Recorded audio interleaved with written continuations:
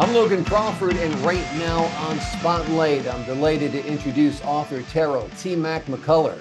He has had a storied career spanning 26 years as a state of California correctional officer and sergeant instructor.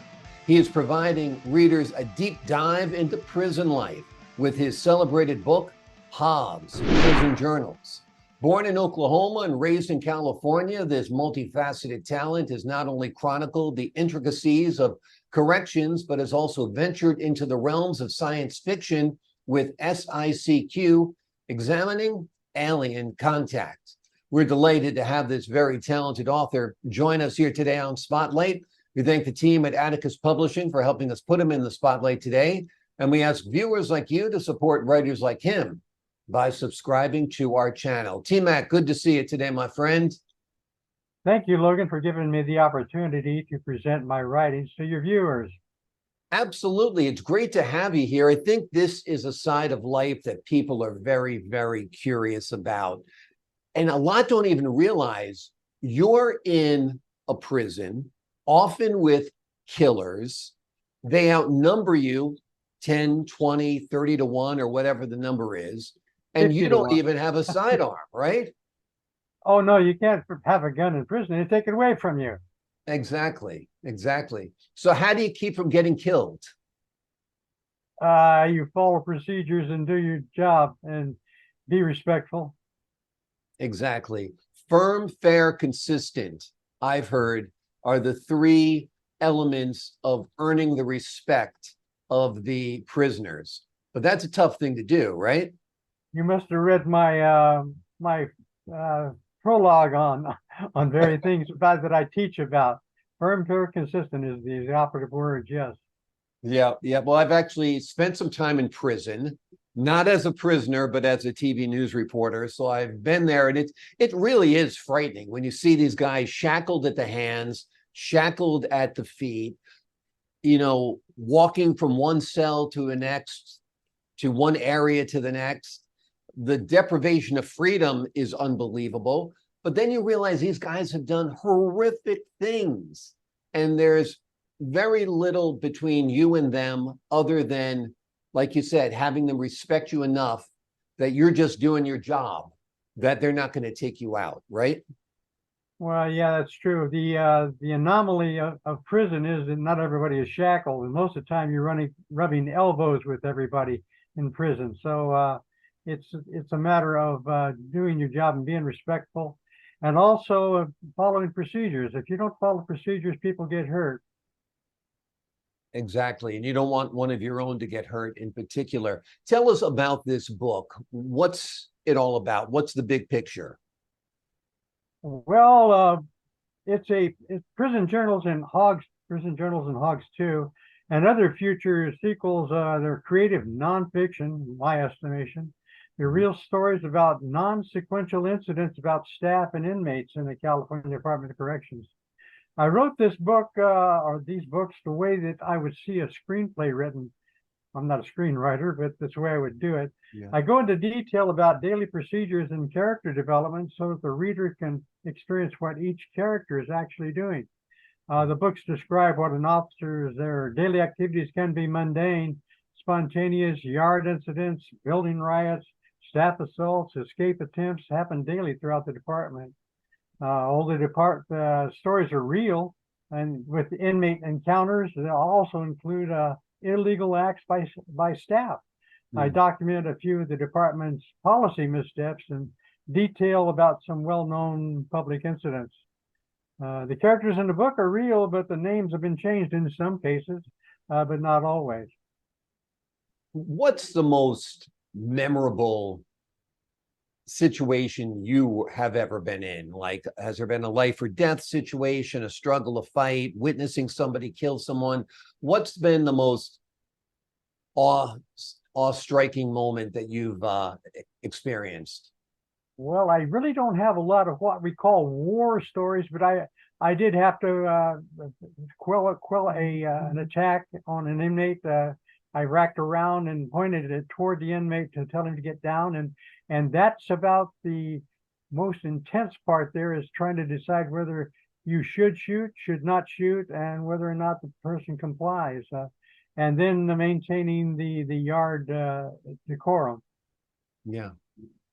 Shoot or don't shoot is always a big question. Were you up in the tower at that point? Is that when you had to decide whether you're going to shoot? Because you're not armed on the ground. Oh, yes, it was certainly on the tower. And I trained use, of course, so I knew exactly what was going through different people's minds whenever I have to train and tell them what they should and shouldn't do. What was it like going to prison every day? Prison is it's not for everybody. It's the type of environment where you have to look at the inmates and find out that they are not there to be punished. They are there to be separated from society by the courts. Mm-hmm. And so long as you maintain a positive relationship, which I try to portray that when I in prison and training also, it's not something that everybody wants to do, but you have to be a person who accepts that's the job, and you should actually not take it home with you, because if you take it home with you, you don't get paid for dealing with inmates while you're home. Exactly. Actually, the biggest problem you have is probably with staff. Inmates will do what you tell them 90% of the time, and staff will sometimes give you the blues. Oh, that's how it always is. And you don't want to bring the prison rules home. You don't want to treat your wife fair, firm, and consistent. She'll tell you to take a hike. That's for sure. Take a hike and more than that. Exactly. Here's your hat. What's your hurry?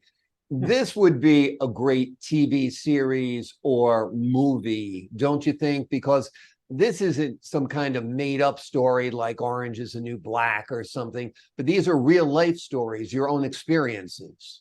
Well, yes, it's my experiences, and other people have told me about these. I try to, the story actually is true that happened, but I can't always give it the same treatment that happened at the time with that person, because of the dramatic effect of writing, and that's a little bit different.